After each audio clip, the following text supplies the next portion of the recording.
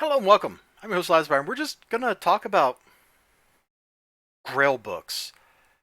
I saw this tweet like 10 minutes ago from the Doctor, and I think I remember seeing when he first posted this up like a year ago that he got this X-Men #1. It looks great, by the way.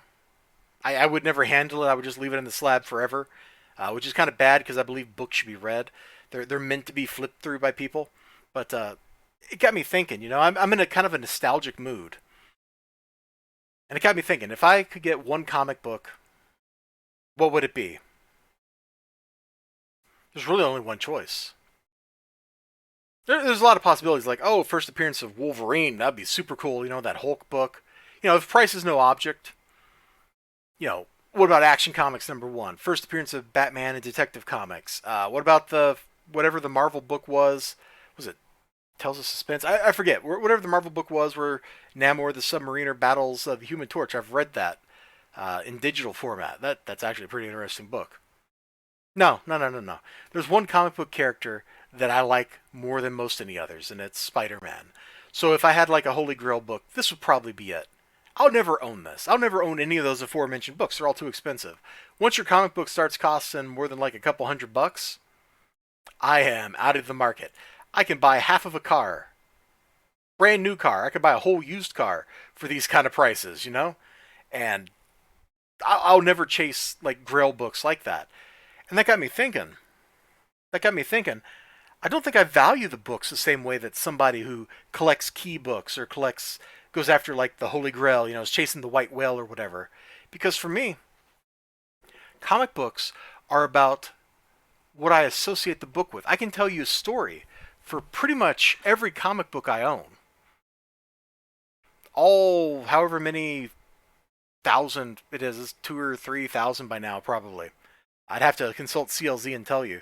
But I can tell you stuff about pretty much every one of those books where I got it. There's some I can't.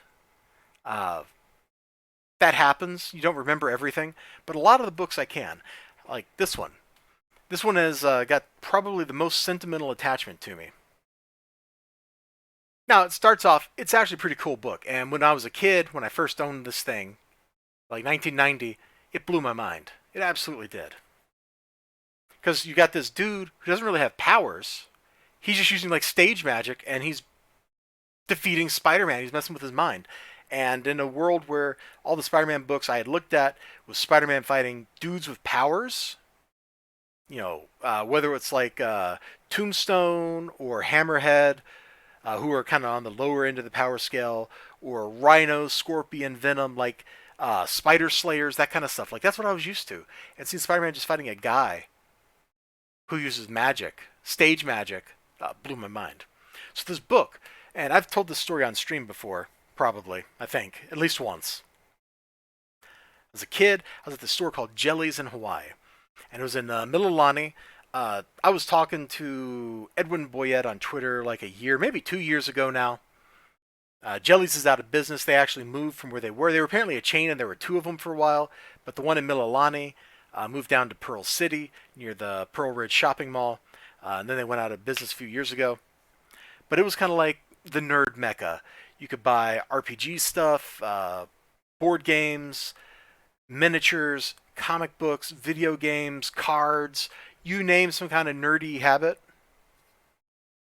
except maybe stamp collecting or coin collecting.